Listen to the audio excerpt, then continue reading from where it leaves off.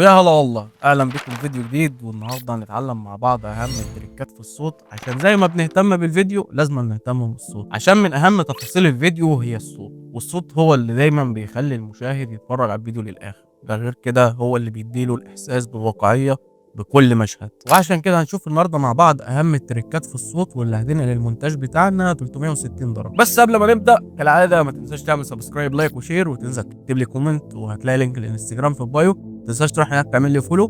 ويلا بينا نبدا الفيديو. اول افكت معانا هو اللوباز، واللوباز ده بيخلي الصوت كانه محيطي او كانك بتسمع الساوند من هيدفون مثلا. فخلينا نشوف مثلا وليكن الاغنيه دي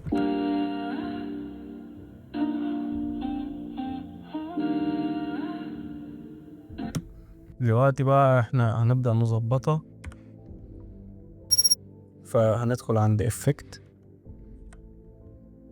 نكتب باز ونسحب اللوباز على الساوند بتاعنا، نخليه مثلا وليكن 500. تعالى نسمع تاني.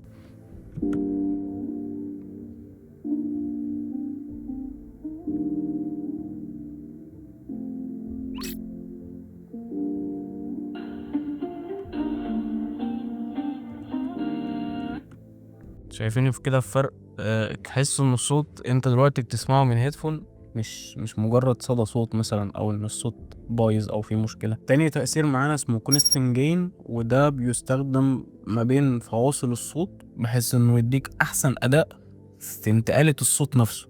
فهنيجي عند افكت هنا ونكتب كونستنت جين، ونحط ما بين الصوتين، وهنبدأ ان احنا نسحب من عند الافكت كده وننزل بيه لتحت. تعالوا نشغل تاني.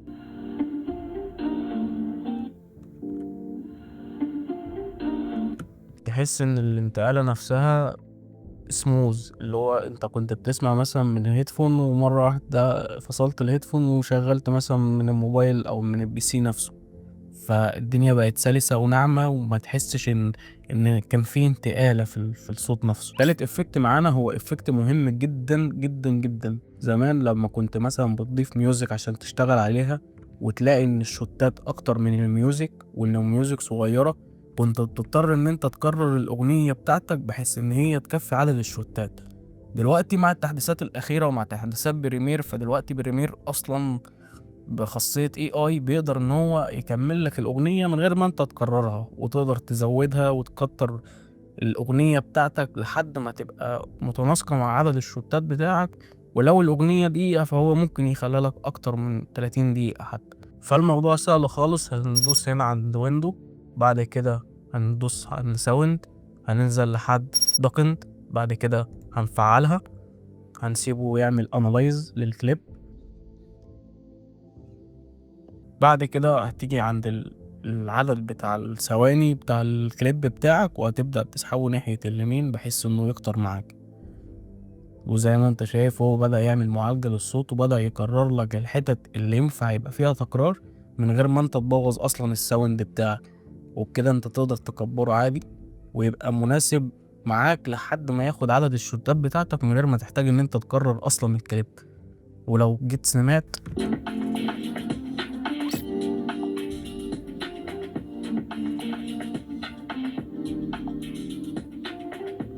مش هتلاقي فيه اي اختلاف ولا اي مشاكل في الكليب بتاعك، وهيبقى شغال بطريقة سموز وسلسة جدا، ومش هتحتاج ان انت تقعد تقص وتقعد تجرب ويحصل فيه مشاكل وان انت تقعد تكرر الساوند بتاعك. طيب الافكت اللي معانا بعد كده، لو انت مثلا عايز تخلي الميوزك بتاعتك تشتغل من جنب واحد وليكن اليمين او الشمال، وتبقى برضو مفصولة عن الجنب التاني بحيث ان الصوت كأنه مثلا محيطي، فبيبدأ انه يعلى من ناحية اليمين ويقل من ناحية الشمال والعكس.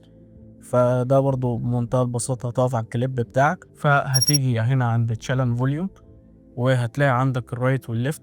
تبدأ ان انت تشوف انت عايز تعلي انهي جنب وتوطي انهي جنب، وتقدر تخلي مثلا جنب الصوت بتاعه النورمال الطبيعي، وتبدأ ان انت تلغي جنب منهم بحيث ان الصوت يبقى جاي من جنب واحد زي ما انت شايف.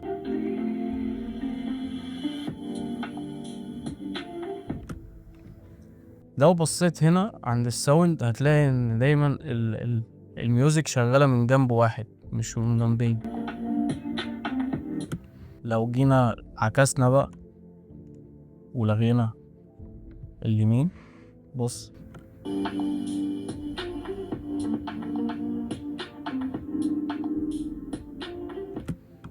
فدي برضو هتقدر تديك ميزة ان انت ممكن تخلي الصوت يبقى محيطي ويبقى مجسم، بحيث ان انت تبدأ تعلي ودن وتقلل ودن وهكذا، بحيث ان انت مثلا لو عليت اليمين ممكن تقلل الشمال وترجع تعكس. والدنيا دي كلها بتبقى بالكي فريم عادي.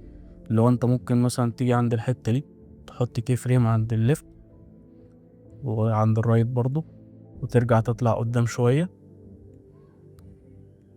وترجع تلغي تعكس، ترجع الرايت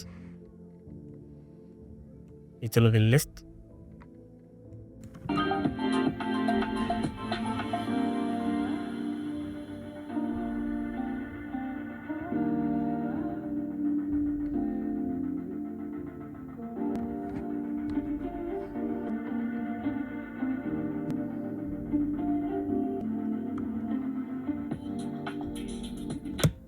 فهيبقى معانا بالشكل ده، بيديك برضو حركة سموز وناعمة، وفي نفس الوقت بيدي برضو أجواء للمشهد حلوة، وبيبقى ليه استخدامات معينة برضو. بس كده ده كان كل حاجة لشرح النهاردة، ويا رب أكون قدرت أفيدك وأوصل لك المعلومة. ولو استفدت ما تنساش تعمل سبسكرايب لايك وشير، وانزل اكتب لي رأيك تحت في الكومنت، وتقدر تروح هناك على الانستجرام لو عندك أي استفسار حابب تقولهولي. واشوفكم على خير في فيديو جديد.